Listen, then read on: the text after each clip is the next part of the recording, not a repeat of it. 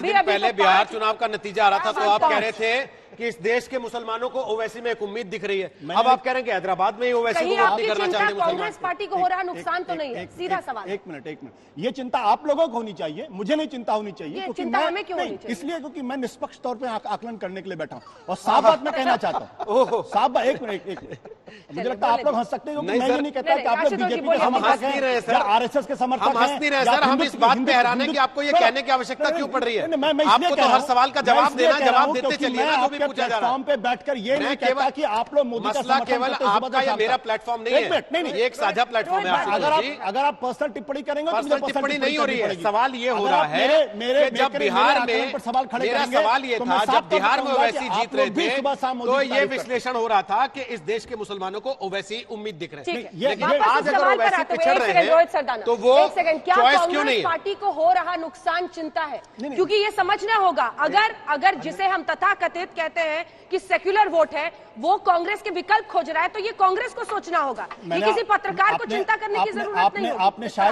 आपने शायद मेरी बात शुरू में कही नहीं। मैंने कहा कि जिस तरीके से बीजेपी छोटे से चुनाव में अपनी पूरी ताकत खोजती है, ये सीखने की बात है बाकी राजनीतिक दलों के लिए। और मैंने ये भी कहा कि अगर कांग्रेस पार्टी इसी तरीके से करती रहेगी तो न 3 में रहेगी, जो सही बात है।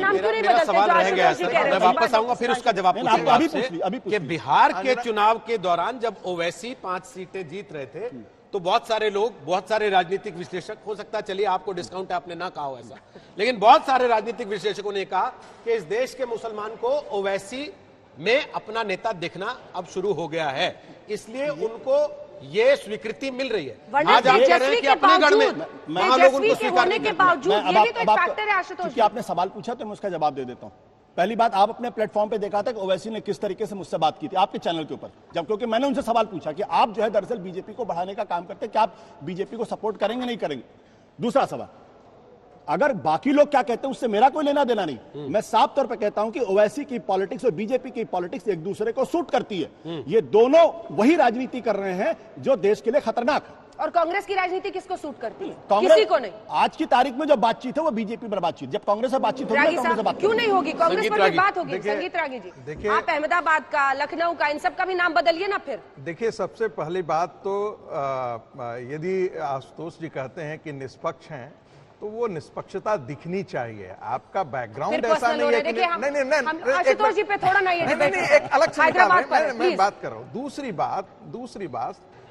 दूसरी बात मैं ये कहना चाहता हूं कि भाई कोई चुनाव छोटा और बड़ा नहीं होता है। हमने आपका आजकल आकलन बड़ा ग्रासरूट डेमोक्रेसी पर यदि आप काम कर रहे हैं तो यहीं से नया नेतृत्व खड़ा करने के लिए आपको मिलता है। इसीलिए मुझे लगता है कि जो भारतीय जनता पार्टी ने हैदराबाद में किया है वो एक बहुत बड़ा नजीर पेश किया है। तीसरा मैं आपके सवाल पे आ रहा हूं। तीसरी बात है कि देखिए, नाम अंजना ओम कश्यप का नाम कल हमीदाबेन हो जाए तो उसका बहुत बड़ा है। हर भाषा का एक अपना संस्कार होता है और नाम का भी संस्कार होता है। इसलिए मेरा तो अपना मानना है कि आजादी के संस्कार आप क्यों कर रहे हैं, ये समझ में नहीं आया। नहीं, मैंने ये कहा कि नाम से बहुत अंतर पड़ता है सर। अरे तो अहमदाबाद के नाम से नहीं पढ़ रहा, लखनऊ के नाम से नहीं पढ़ रहा, अपने राज्य में जहां पर ये नाम है वहां बदलेंगे नहीं, और दूसरे राज्य में जाके चूंकि ओवैसी के जरिए आप ध्रुवीकरण करना चाहते हैं डॉक्टर साहब, इसलिए आप ये करेंगे। संजय जी से एक कमेंट ले लेते हैं, उसके बाद में डॉक्टर साहब आपसे जवाब लूंगी इस पर। संजय जी, गणित तो बताइए, गणित बताइए थोड़ा। गणित जो टीवी स्क्रीन पर है वो तो साफ दिखाई पड़ रहे हैं कि बीजेपी ने बहुत बड़ी बढ़त बनाई है, और अगर 150 सीटों पे जहां चुनाव हो रहे हैं उसमें अगर इस तरह की बढ़त दिखाई पड़ रही है तो मुझे लगता है संकेत बहुत साफ है। बीजेपी बहुत अच्छा प्रदर्शन कर रही है और 150 सीटों में बढ़त बीजेपी को ही होगी और मेजॉरिटी के तरफ बढ़ती हुई बीजेपी साफ दिखाई पड़ रही है। बीएमसी छोड़ के आपको लगता है कि किसी ने इस तरह के एग्जिट पोल किए होंगे किसी म्यूनिसिपल कॉर्पोरेशन के चुनाव में, जो इस बार एक तरह से ताकत झोंक दी अमित शाह ने उसकी वजह? आपने एग्जिट पोल का जिक्र किया अंजना, लेकिन जिस तरह से बीएमसी के चुनाव में बड़े बड़े नेताओं ने कैंपेन की और खासकर बीजेपी के बड़े नेताओं ने, दूसरे किसी म्यूनिसिपल कॉर्पोरेशन में इस तरह के कैंपेन भी हमने नहीं देखे।